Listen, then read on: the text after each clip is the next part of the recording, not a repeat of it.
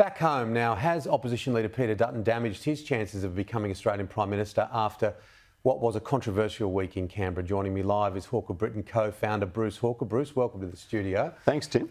Peter Dutton's comments re a blanket ban on refugees from Gaza. How will that be received? Well, you know, Australians have always been anxious about aspects of immigration policy, particularly when it involves refugees. We've seen that in the past during the Rudd and Gillard years, strong attacks by people like Tony Abbott. The problem is now, though, for the Liberals, the landscape has changed a lot. And in order to win the upcoming election, they really have to make inroads in those Teal seats, or 7 or 8 seats held by once were Liberals who are now firmly on the crossbenches and would not support Dutton. This is just further evidence, I think, that Dutton doesn't think he's got a path to government via winning Teal seats, because people in those Teal seats would be very opposed to the position that he's adopted on Gaza immigration, a blanket ban on immigration by refugees out of Gaza. Too hard, too heavy-handed for that electorate, those electorates. Absolutely. And Peter Dutton is an enormous target as opposition leader. There have been many small targets recently, but Dutton is not one. Dutton's problem is that he's not the man to reunite the Liberal Party.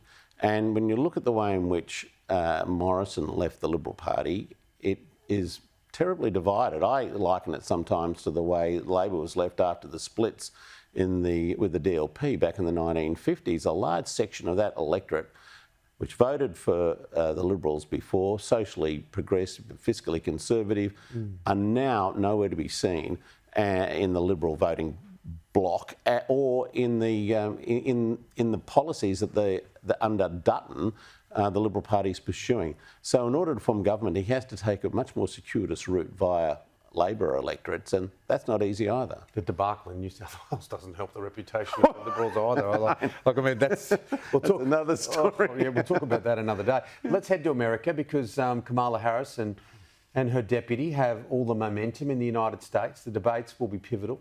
They will, and Kamala Harris hasn't done any interviews yet, and that's a point of some criticism that's coming out. But I think it's very Obama-esque, isn't it, in that way? Well, indeed. I think it's about establishing her character, her policies, the vibe of her election campaign, which she has to do on the big stage. And remember, you know, she hasn't spent years planning the ascendancy to the leadership. She was sitting in the vice presidency, so she's had to play catch up. But what we're seeing now is a very sharp division developing, I guess, along gender lines in the United States. We're seeing amongst women very strong endorsement of the Harris-Walz ticket, and amongst men still a lukewarm support. Her numbers amongst men, for example, are down in the low 30s, which is where Hillary Clinton was when she failed to win the election in 2016 against Trump. But amongst women, it's very high. It's in the high 50s in some places. So that comes then down to a question about the style of government that we want to see in the United States if we're American citizens.